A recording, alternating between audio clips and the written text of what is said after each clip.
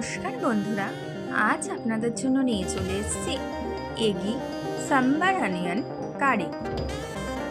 প্রথমেই আমি বেশ কিছুটা সাম্বার পেঁয়াজ নিয়ে নিয়েছি। এবার সেগুলোর খোসা ছাড়িয়ে নিচ্ছি।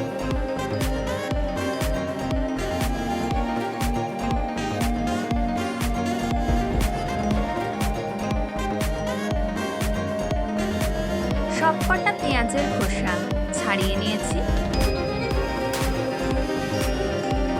আগে থেকেই ডিম সেদ্ধ করে রেখেছিলাম।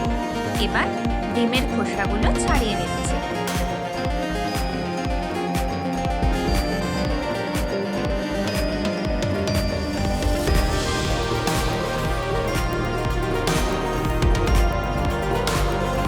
সবকটা ডিমের খোসা ছাড়িয়ে নিয়েছি। এবারে হলুদ ও নুন দিয়ে ডিমগুলোকে মেখে নিচ্ছি। ডিমের সাথে আলুও সেদ্ধ করে রেখেছিলাম। এবার আলুগুলোকে কেটে নিচ্ছি। দুটো টমেটো।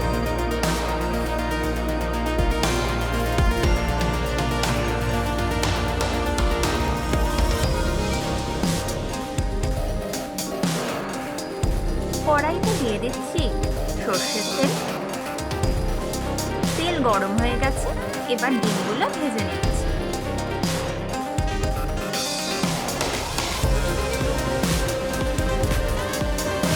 ডিমগুলো ভাজা হয়ে গেছে। এবার তুলে নিচ্ছি।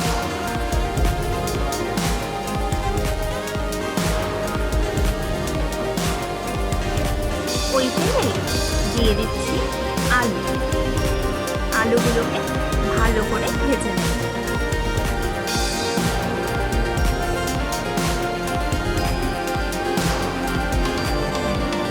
আলু ভাজা ভাজা হয়ে এলে এর মধ্যে দিয়ে দিলাম সাম্বার পেঁয়াজ। পেঁয়াজ ও আলু ভালো করে কষিয়ে নেব। অ্যাড করে দিলাম 5টা কাঁচা লঙ্কা,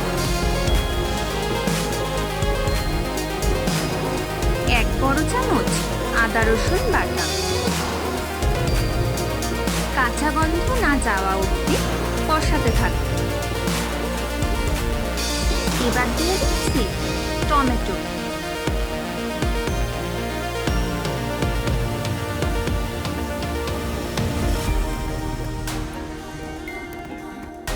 অ্যাড করে দিলাম পরিমাণ মতো হলুদ, স্বাদ অনুসারে নুন,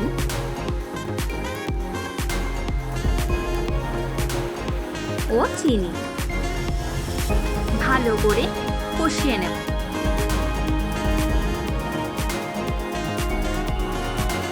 দিয়ে দিলাম কাশ্মীরি লঙ্কা গুঁড়ো।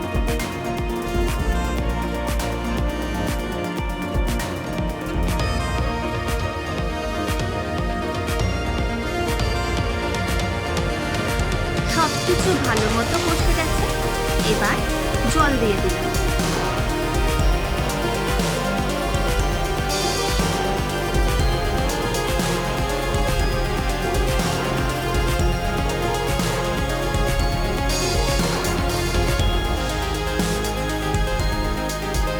একবার ফুটে উঠলেই ডিমগুলো দিয়ে দিলাম। এখানে আমি অন্য কোনো মশলা ব্যবহার করিনি, পেঁয়াজের ফ্লেভারটা রাখার জন্য।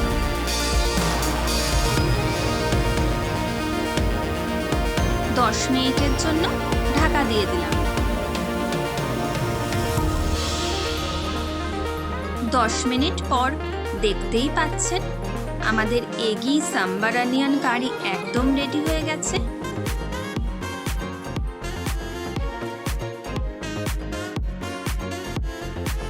রুটি, ভাত বা পরোটা যে কোনো কিছুর সাথে এই এগি সাম্বার অনিয়ন কারি কিন্তু একদম পারফেক্ট লাগবে খেতে।